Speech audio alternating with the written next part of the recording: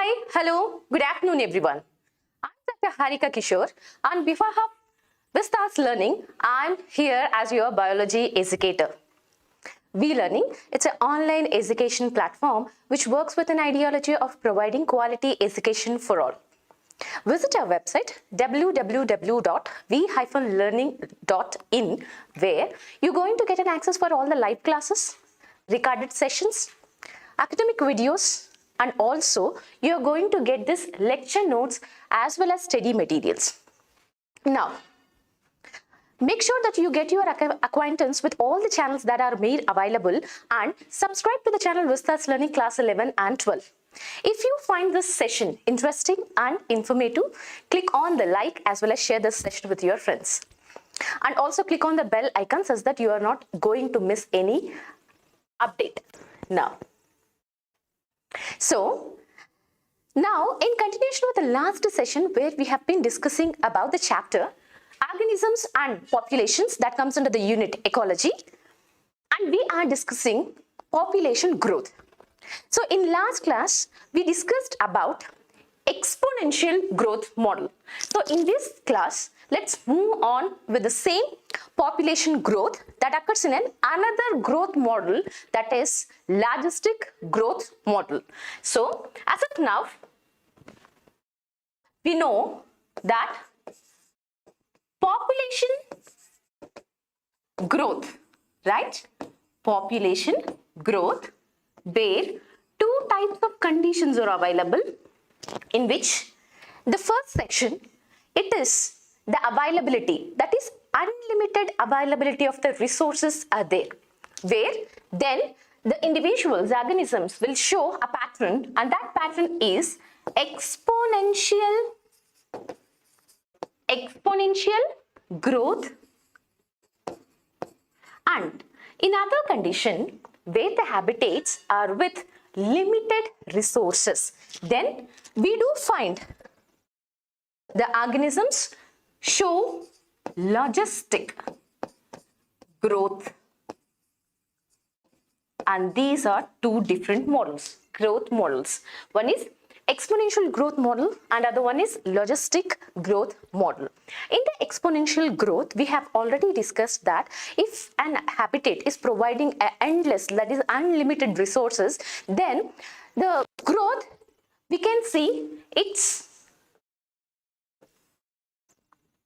take the shape of J, where the growth is exponentially increasing. Keeps on increasing, and that is not the case with the logistic growth. And the logistic growth or real growth, where there is no habitat which is providing an endless, that is unlimited resources for the growth of the organisms or the individuals. In every habitat, if you look, we can see the availability of limited resources. And therefore, the growth model, that is logistic growth model, is realistic growth. This is very, very important point. Let's start. Look at here. No population of any species in nature has at its disposal unlimited resources. Where this unlimited resources is present, that organisms will show exponential growth, but this is not happening. There is no such habitat that will provide you unlimited resources, and always the sources will be limited to permit exponential growth. So the exponential growth is unrealistic. It is not real. It is a like imaginary world where the habitat is providing you endless resources. Endless resources, that is unlimited resources. It is not possible. If there is an existence of the habitat that is providing you unlimited resources, then the organisms will show exponential growth. But that doesn't happen in reality. What happens then? It leads to this leads to competition between. This is not going to be happen. Then what is going to be happen? Always the habitat will give you a limited resources. As the availability of the resources is limited, then definitely it is going to lead to the competition between individuals for limited resources. Then what happens? See, we are discussing about the population growth where we have an idea of providing, where the two conditions are there. Out of which, in the first condition, unlimited resources, which leads to the exponential growth of the organisms. The second condition, limited resources, which leads to logistic growth of the organisms. Now, so here, eventually, if there is a limited resources available, then it is going to result in a competition between the individuals. Then definitely, eventually, the fittest individual among the two individuals which is competing for the limited resources, the fittest individual will survive and reproduce. This is obvious thing. See, if the availability of the resources is limited, when the limited resources are available, then definitely two individuals will compete for the available limited resources. Then out of two, which is surviving, which is producing its offsprings? That the individual which is fittest. Now, the government of many countries have also realized this fact and introduced various restraints, means measure to control. Measures to control human population growth, with a view to limit, to control human population growth. That means growing human population. Now, so here in nature, in a given habitat, has enough resources, that means limited resources. In the exponential growth, there is an availability of unlimited resources, but that doesn't happen in reality. To support a maximum possible number, see, in any given habitat, enough resources will be available, and that enough resources will support a maximum possible number. Maximum possible number beyond which, see, availability of the enough resources allow the growth, maximum possible number it will allow, it will raise, and to the point after which it will not allow the raising. So here, beyond which no further growth is possible. Beyond which no further growth is possible. So it supports a maximum possible number beyond which no further growth is possible. Then that limit, we are considering it as a nature's carrying capacity. This is a maximum capacity, which is represented by capital K. Right? So look at here. It will support habitat which is having enough resources. It is going to support maximum possible number beyond which there is no further growth. Beyond which there is no further growth. And that maximum possible limit, what we are calling it as a nature's carrying capacity. This is very, very important. Nature's carrying capacity, K, for that species in that habitat. Now, this is important. So here is a graph where this red line indicates exponential growth, right? Which is represented by the equation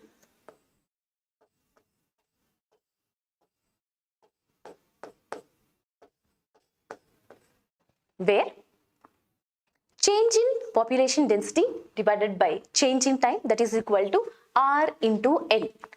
So here, this is the blue line, is actually the line which is representing logistic growth. This is exponential growth, which is not possible, and this is only possible when there is an availability of endless, this is unlimited resources. But we are talking about the habitat which gives you limited resources.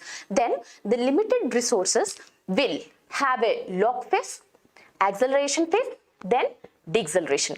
There is a point where it reaches to the maximum limit, and that limit is called as carrying capacity.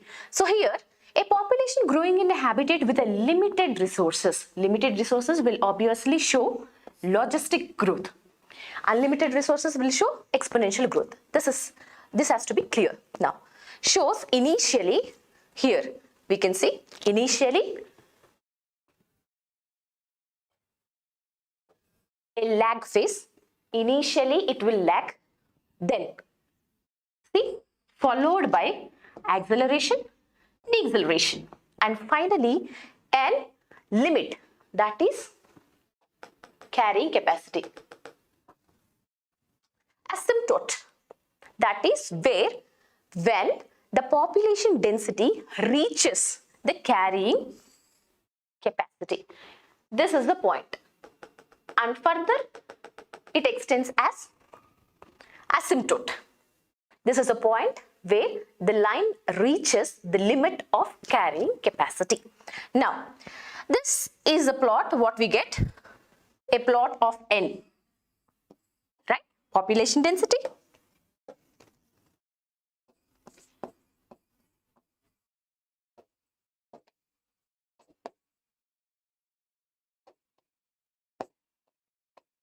versus time. See, a plot of N in relation to time results in a sigmoid curve. Sigmoid curve. As it is in S shape, we can also call S-shaped curve or sigmoid curve. These are very, very important. J-shaped curve we get in the case of exponential growth, whereas S-shaped or sigmoid shaped curve will get in the case of logistic growth. And logistic is realistic growth. This is very, very important. Now, so here we know we have derived, right? Where birth rate minus death rate, that is equal to R, right? And it is multiplied.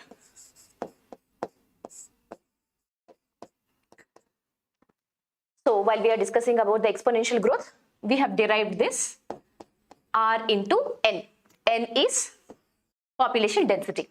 Now we have to consider here, in order to get the equation for the logistic growth also, we have to consider a new term, and that is K, right?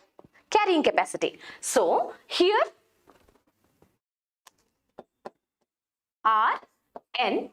Now carrying capacity minus present population density, and it has to be divided by total carrying capacity, and this is the equation what we get for the logistic growth. So this is how we can see, and this is for exponential growth. This is the graph A, which represents when response are not limiting. That means unlimited resources are available. When responses are not limiting, the growth plot is exponential. This is exponential. Now, when the responses are limiting, that means limited resources are available, then the responses are limiting the growth, then the plot is logistic. Whereas here the K represents carrying capacity. Carrying capacity. That is it. So we already discussed about R. It is an intrinsic rate of the initial, natural increase. Intrinsic rate of natural increase in the population density. And K is the carrying capacity, and N is a population density at a time T. Now, so this is all about the population growth, what we have discussed in terms of two growth models. One is exponential growth model, which is completely imaginary, and other one is logistic growth model, which is realistic. This is very, very important. Since resources for growth for most animal population are finite, we can't find the availability of infinite resources. Always the resources are within the limit, that means finite, and become limiting. sooner or later limiting the logistic growth model is considered as more realistic. This point is very, very important.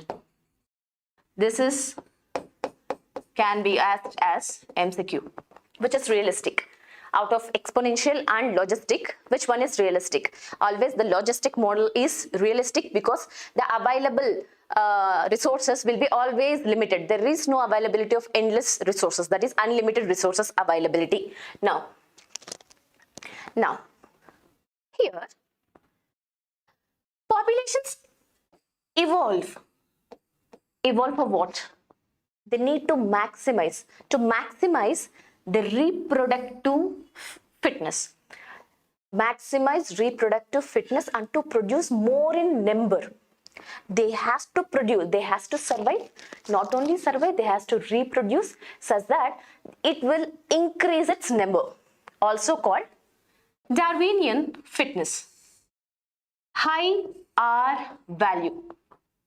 High R value in the habitat in which they are living. Always population keeps on evolving to reach that fitness level where it is not only going to survive but also reproduce to produce its offsprings. Under a particular set of selection pressures, organisms evolves towards more efficient reproductive strategies. There are so many different types of reproduction, strategies that can be seen in different types of species. For example, some organisms breeds only once in their lifetime. For example, Pacific salmon fish, bamboo. Once in a lifetime, that's it. But while the other species will breed many times during their lifetime. Example, most of the birds and mammals. Here, once in a lifetime, these organisms will breed once in their lifetime. This will breed many times in their lifetime. While breeding, some organisms will produce big, large-sized offsprings. Some other will produce very small-sized offsprings. And some other will produce more in number, and some other will produce the offsprings less in number. So here, some produces large number of small-sized offsprings. They'll produce more in number but less in size. Small-size offsprings. Example, oysters, pelagic fishes. Examples which were given in your NCERT textbook for animals, for species which will produce more in number but small-sized offsprings. Whereas in contrast to that, there are some other species which will produce small number, 1 or 2, but large-sized offsprings. Example, birds and mammals. These are the different types of patterns where we can see more number of offsprings are produced by some species, less number of offsprings are produced by some other species. More large-sized offsprings are produced by some species, small-sized offsprings are produced by some other species. And some species will breed only once in their lifetime. Some other species will breed many times in their life period. Now, here, ecologists suggest that life history traits means characters. Life history traits of organisms has evolved. This evolution is continuous process. In relation to the constraints, limitations imposed by the hindrances, where these limitations and hindrances are coming on this organism, it may be from another biotic organism or from an abiotic factors. Constraints imposed by either abiotic factors means physical factors like temperature, heat, sunlight, water, pressure, atmospheric pressure, all this comes under abiotic physical factors, or biotic components of the habitat in which they are living. Now, evolution of life history traits in different species is currently a very important area under research that has been conducted by so many ecologists. So, to understand the evolution of the life history traits, so many ecologists are working on it, conducting experiments in such a way how this life history traits have been evolved over the time, right? Now, moving on. For many species, the minimal requirement is one more species on which it can feed. Here, each and every organism will show its interaction with another organism or with other abiotic factors. No organism or no individual on this earth can exist as a single, can exist isolated. It has to depend, it has to interact with another biotic or abiotic factors. And even we can say that plants, as they are autotrophs, they can produce their own food, and they can't, there is no need for the plants to depend on the other species. That is not the thing, because even plants, though they have the capacity to perform photosynthesis and to produce their own food, but still they have to depend upon the insects, where the insects are acting as a biotic agents which helps in the pollination, or it has to depend upon the microbes, where these microbes are breaking down, making soil more fertile. Look at here, even a plant species which makes its own food. Plants are autotrophs, they can make their own food, but still cannot survive alone. It needs soil microbes to break down the organic matter in the soil and return the inorganic nutrients for absorption. Moreover, it has to interact with an insects, animals, humans to get pollinated, right? Now, it is obvious that in nature, animals, plants and microbes do not and cannot live in isolation. They have to get associated with another species. And that type of association keeps on changing from one interaction with another interaction. It may be useful, it may be harmful, it may be neutral. It is different, but it has to be in an interaction with another species. But they interact in various ways to form a biological community. This interaction between the two species, what we call it as an interspecific interactions. Look at here. So let's understand about population interaction. We are talking about the population interaction where each and every organism, each and every individual do not live on its own. It has to depend, it has to maintain interaction with biotic or abiotic factors. Even in minimal communities, many interactive linkages exist, although all may not be readily apparent. Interspecific interactions.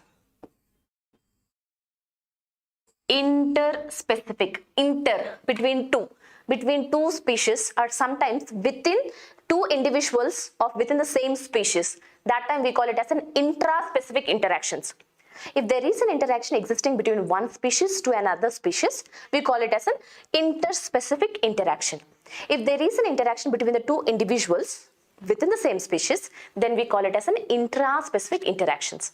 So interspecific interactions arises from the interaction of population of two different species. Let's understand more about this interspecific interactions. So now, as just now we mentioned, this interaction between two species, what we call it as an interspecific interactions. It may be beneficiary, it may be harmful, it may be neutral. So here, it may be beneficial,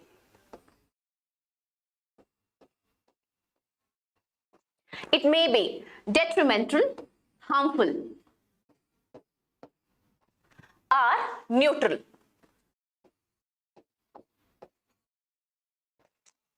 neither harmful nor benefit. So that is neutral to one of the species or both. Let's understand. Assigning plus for benefit, for beneficial interactions, minus for harmful, sign for detrimental interactions, and 0 for neutral interactions. And look at this table where this is the interaction between two species. Let's take that two species B, species A and species B. And let's have a look at the different types of the interactions. In mutualism, where both the species are getting benefited, plus. In competition, where both the individuals are detrimental, getting harm, minus. Predation is an interaction where predator is getting benefited, but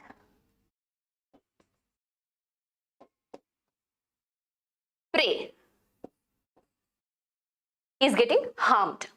Now, another interaction, parasitism, where parasite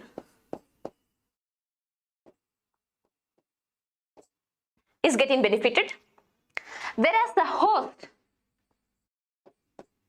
is getting harmed, minus.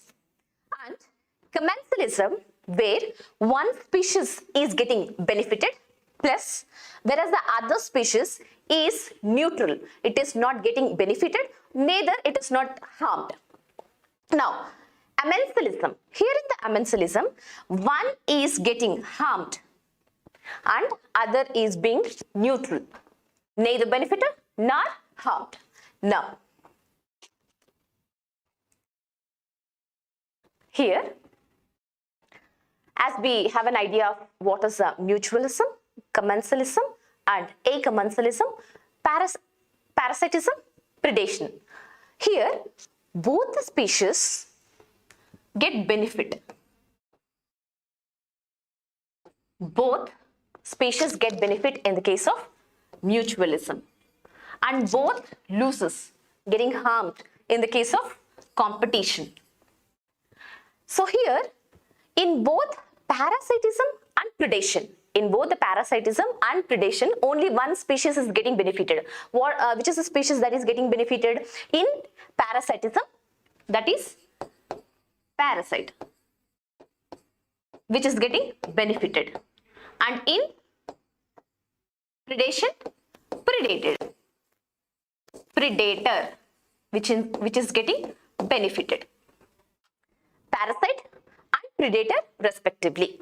So in the relation of parasitism and predation, in predation, predator is getting benefited. In parasitism, parasite is getting benefited. Here, prey is getting harmed, and here, host is getting harmed.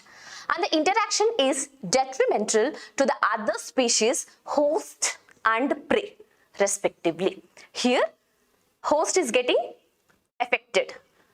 Prey is getting getting harmed. Now, so here, these interactions where the two species are involved, that is what we are calling it as a interspecific interaction.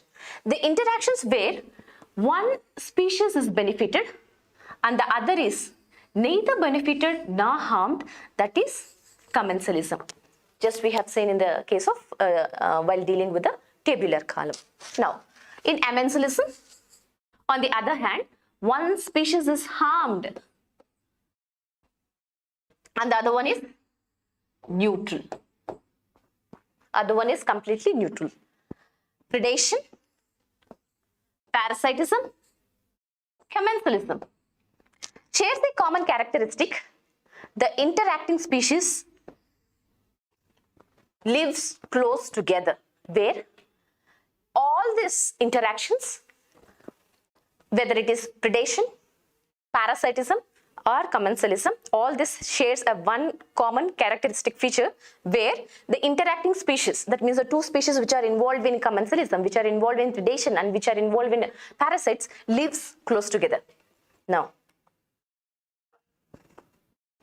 so here, let's have a detailed discussion about predators, predators. Now, besides acting as a channel,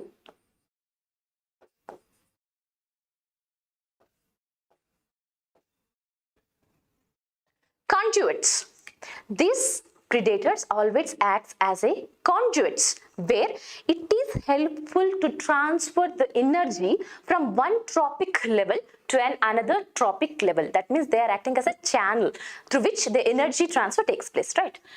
For energy transfer across trophic levels, different trophic levels like autotrophs and heterotrophs, carnivores, like that. So here, predators plays another important role. One role, it is acting as a channel to transfer the energy from one trophic level to the another trophic level. That is one advantage. And even it is also playing a very important role where they keep prey population under control. They keep prey population under control. And here, prey species can achieve very high population density and causes ecosystem instability. See, for example, predation is an interaction, right? Where two species are involved in that interaction. What are the two species? One is predator and the other one is prey. Let's, for example, in that particular habitat, the number of the predators are very, very, very less. Therefore, there is a raise, keeping on raising in the population of the prey, which leads to ecosystem instability. And this imbalance, instability that is arising because of increase in the population size of the prey can be controlled by raising the population level of predators. So that is how it is playing a very important role in maintaining the ecosystem stability, and also it is useful as a channel to transfer the energy from one trophic level to the another trophic level. Now, this happens when certain exotic species which is not native of the particular habitat are introduced into a geographical area. They become invasive, extensively growing, invasive, and starts spreading very fast because the invaded land does not have its natural predators. See, one prey has been introduced newly into one habitat where that habitat is new to this prey, and as there is no existence of the predators, natural predators, this prey population keeps on growing, which leads to ecosystem instability, right? This prickly, there is one example which was given in your NCERT textbook, that is the prickly pure cactus. The prickly pure cactus introduced into Australia. This is a new habitat now, right? This happens during 1920s, caused havoc, damage.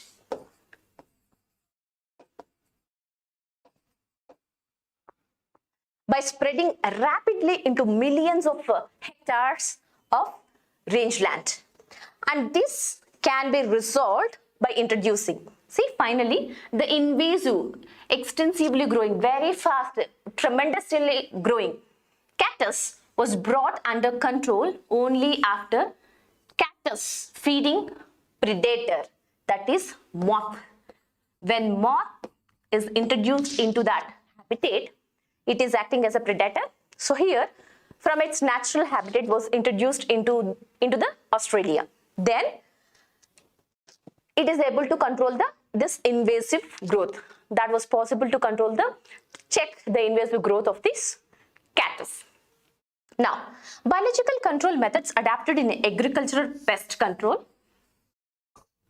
are based on the ability of the predator to regulate the prey population. So this is the best example how the predators are playing a very important role in controlling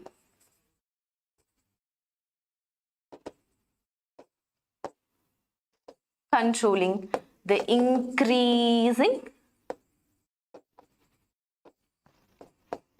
prey population.